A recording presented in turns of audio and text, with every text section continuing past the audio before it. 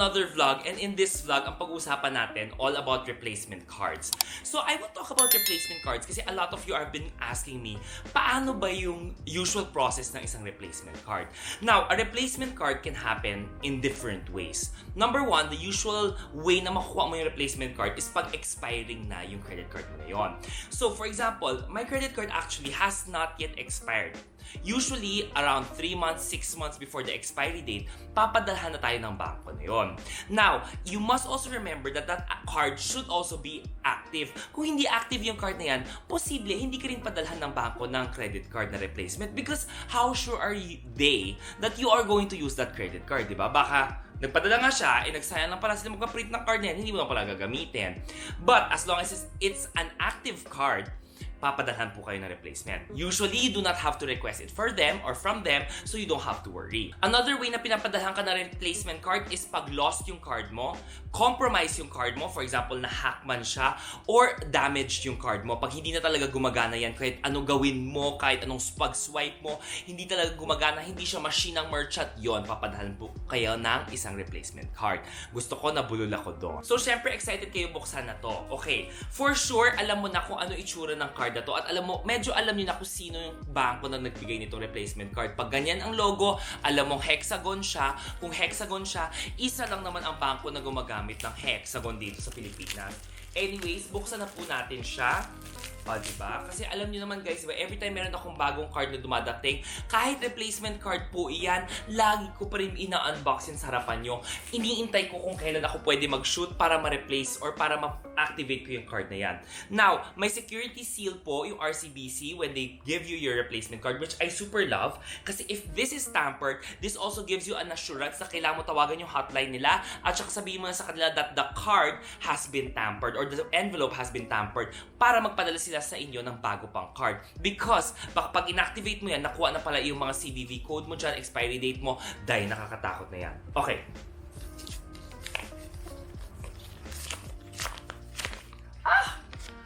Alam mo, every time I open a card, natutuwa pa rin talaga ako. It gives me a different sense. Okay, alam niyo naman that I have been using, and this is my first RCBC card. My first RCBC card was an RCBC Black Platinum Mastercard. So here is the front card or front look of this card. And then definitely the address is the one that I'm covering. Ang kagandahan rin now, bago na po yung card nila, what I am loving, all of your details have been hidden at the back. Flat na po yung card ng bago nilang RCBC. Hindi na rin po siya naka-name as RCBC Bank Card. Yung dati ko po, naka-name pa siya as RCBC Bank Card. Now, it's clear, RCBC na lang siya. And then my full name is below. It's still a contactless card po. And then definitely, all the details will be at the back. Syempre, hindi ko po ipapakita sa inyo yan. Everything, and usually when they issue a credit card, it's always 5 years. 5 years po yung card na yan. So, 2023 ko siya nakuha. 2028 po yung expiry date niyan for sure. Parang ganun usually yan. You would always assume na it's 5 years po. And then definitely guys, I'm loving the look of it. Ang ganda po, napaka-classy po ng card. Yes po, I agree. So definitely you will be able to activate your card. You can activate it via the app or if ever, kung wala ka pa ng app, you scan the QR code here. Pwede mo rin siyang i-text. There are different ways for you to activate your credit card with RCBC. Definitely, it's still the same credit limit. Same pa rin naman yung billing date mo. Credit card number will also be the same unless it's a compromised card, iba po yung credit card number mo. With your new credit card, your CVV, CVC number will also be different as well as syempre, yung inyong expiry date. Okay, now, other things here. All the different perks will also be here. Alam po naman natin, reward point system ni RCBC. Ang pinaka-love natin sa RCBC is their lounge. Now, they have a partnership with Pags Lounge sa NAIA Terminal 1 and Terminal 3. Kaya ang bongga na po ngayon ng RCBC credit card. And definitely, there are so many ways for you to pay or for you to use your RCBC credit card here in the Philippines. And I'm telling you, sobrang love ko po ang RCBC credit card ko because one way is pinakamadali po sila magbayad ng Manila Water via your credit card. You know that if ever you're in Metro Manila and Manila Water yung nagsusupply ng tubig nyo, hindi po or wala pong website ang Manila Water for you to pay your bills. With your RCBC bank card, pwede po natin i-enroll yan. I will put it on a separate video, pero tuturuan ko kayo kung paano ko siya ini-enroll. Ang kagandahan dyan is when you enroll with your RCBC credit card, wala pong service charge yun. And it's as simple as just paying via the app. Now, of course, Let us activate our RCBC Black MasterCard. Meron po akong screen recorder. Definitely, i-record po natin to because very important, mapakita ko sa inyo step by step. Okay, RCBC app natin kailangan buksan. Facial verification or facial ID, lagi ko pinapakita. Now, definitely, if you see here, naka-blur lahat po ng mga details ko, definitely. Meron po dito ngayon makikita tayong activate card. This is the easiest way for you to activate your card. Just click on activate your card and then it will send an OTP. Syempre, naka-biometrics ako dito. They will not be sending an OTP na sa akin because biometrics na yung pag-verify nila sa akin. I'm telling you, their app has been improving a lot. And now, it's as simple as your card is now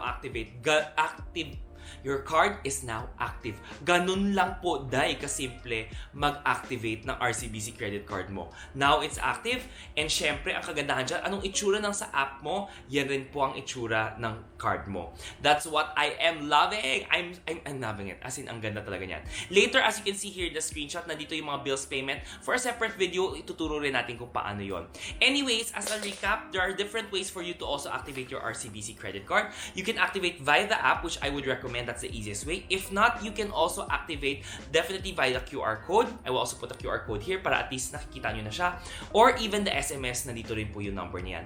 Different ways for you to activate, depende kung paano nyo gusto. But personally, I would always go with the app kasi it's the easiest way. So guys, yun lang po siya. Yun lang gusto ko sabihin sa inyo. Pag replacement card, pinapadala po sa inyo basta active po siya.